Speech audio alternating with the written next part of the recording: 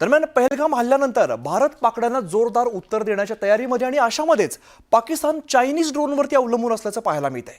सीमा भागामध्ये टेहाळणीसाठी पाक हे ड्रोन वापरतायत, मात्र पाकड्यांचे ड्रोन सीमा भागात जवळ आल्यास त्यावरती निशाणा साधण्यासाठी जवान हत्यारांसह 24 तास खडा पहारा देत आहेत।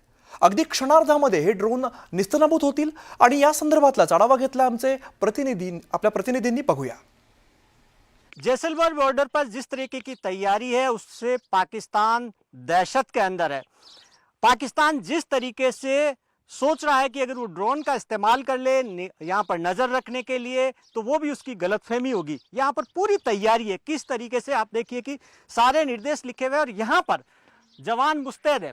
आप देखिए कि किस तरीके से अगर सामने की तरफ अगर फेंसिंग से यहाँ से सामने से अगर ड्रोन ऊपर से उड़कर जैसे ही फेंसिंग के इस तरफ आया यानी कि भारत की सीमा में दाखिल हुआ और यहाँ से सीधा ट्रिगर दबा और ड्रोन को गिरा दिया जाएगा। यानी कि पूरी तैयारी है, कोई भी गलतफहमी अगर पाकिस्तान पा ले तो आप तय मान के चलिए कि ये ट्रिगर सीधा दबेगा।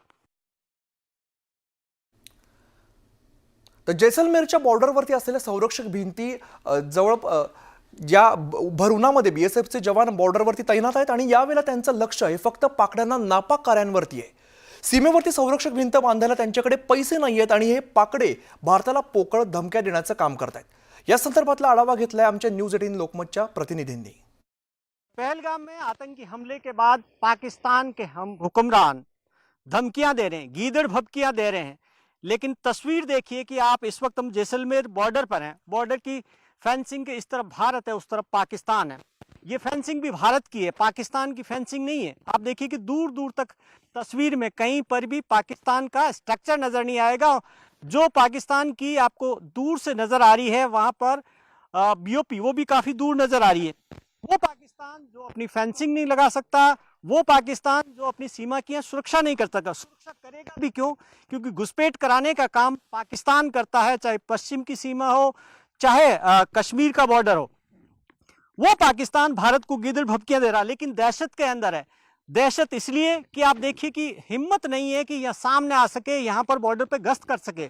यहाँ पर भी नहीं आ रहे जो पाकिस्तान के रेंजर्स हैं, ने रेंजर्स नजर आ रहे हैं, ने सेना के जवान नजर आ रहे हैं। यहाँ पर बीएसएफ की तैयारी पूरी तैयारी है इस वक्त। अब 24 घंटे इस वक्त यहाँ पर गश्त हो रही है, निगरानी रखी जा रही है, सर्विलेंस हो रहा है हर तरीके से। और वहां से अगर पीछे से कोई भी हिमाकत हो तो उसका कैसे माकूल जवाब दिया जाए, इसकी पूरी तैयारी है। कैमरामैन मनीष के साथ भवानी सिंह, जैसलमेर बॉर्डर, न्यूज 18 इंडिया। दरम्यान काँग्रेस नेते विजय वडेट्टीवारांनी पहलगाम हल्ल्यावरती वादग्रस्त वक्तव्य केलेलं आहे। धर्म विचारून केलेल्या गोळीबारावरून वडेट्टीवारांनी वादग्रस्त वक्तव्य केलंय। या दहशतवाद्यांकडे इतका वेळ कुठे असतो की ते कानाजवळ येऊन तुमचा धर्म काय हे विचारतील, असं वडेट्टीवारांनी म्हटलंय। तर वडेट्टीवारांनी केलेल्या वादग्रस्त वक्तव्यामुळे नव्या वादाला तोंड फुटण्याची शक्यता आहे। दरम्यान पहलगामची जबाबदारी सरकारची आहे, पहलगाममध्ये सुरक्षा दल का नव्हतं असा सवाल सुद्धा त्यांनी उपस्थित केलेला आहे। तसंच पहलगाममधील हल्ला हे सरकारचा अपयश असल्याचा आरोप सुद्धा वडेट्टीवारांनी केलाय। तर दुसरीकडे हल्ल्याला जबाबदार असलेल्या आरोपींना तात्काळ अटक केली पाहिजे ही देशवासियांची भावना आहे, असंही वडेट्टीवारांनी स्पष्ट केलं आहे। इस बारे में कोई बात नहीं करता। बात क्या करते हैं तो उन्होंने हिंदू का पूछ कर मारा। अरे कोई टेररिस्ट को पूछने तक समय होता है क्या? उनके कान में जाके नजदीक जाके पूछेगा? ये सब जो बातें हैं बहुत सारे इसमें कंट्रोवर्शियल, कोई बोलता है ऐसा हुआ ही नहीं, कोई बोलते ऐसा हुआ है। ये प्लान करके मत करो। टेररिस्ट है, उसको कोई जात धर्म नहीं होता है, उसके साथ में ऐसा मत करो। और उसको सीधा से सीधा उनको पकड़ के कार्रवाई करो।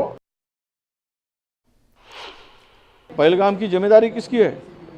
जिम्मेदारी तो सरकार ने लेनी चाहिए। पहलगाम की जिम्मेदारी, जो पहलगाम में घटना हुई, 27 लोगों की जान गई, क्या तुम्हारा वहाँ पे सिक्योरिटी क्यों नहीं थी? क्यों निकाली गई? वहाँ पे तुम्हारे इतने 200 किलोमीटर तक लोग अंदर आके अतिरिक्ति घुस जाते हैं, तो तुम्हारा इंटेलिजेंस क्या कर रहा था? वो फेल्यूर नहीं है, इस सरकार का फेल्यूर नहीं है। इस बारे में कोई बात नहीं करता।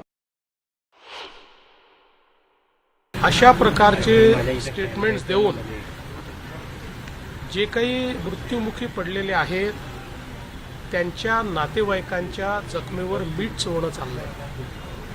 आता नातेवाईकांचं म्हणणं आपण सगळ्यांनी मीडियामध्ये दाखवलं आणि नातेवाईकांनी स्पष्टपणे सांगितलं, ज्यांच्या समोर मारलेलं आहे त्यांनी सांगितलं, तिथे थोडी होते वडेट्टीवार. इथे बसून कुठेतरी अशा प्रकारचे स्टेटमेंट करून नातेवाईकांच्या जखमेवर मीठ चोळणं, मला असं वाटतं हे अतिशय वाईट आहे. आणि म्हणजे मला तर शब्द नाही, याला मूर्खपणा म्हणावा की काय म्हणावं मला समजत नाही. दरम्यान या संदर्भातलीच पुढची महत्त्वाची बातमी येते. काँग्रेसच्या नेत्यांना सूचना करण्यात आल्या सूत्रांकडून माहिती मिळते. पहलगाम हल्ल्यावरती भूमिकेशी विसंगत वक्तव्य, पक्षाच्या भूमिकेशी विसंगत वक्तव्य करू नये अशी सूचना करण्यात आलेली आहे.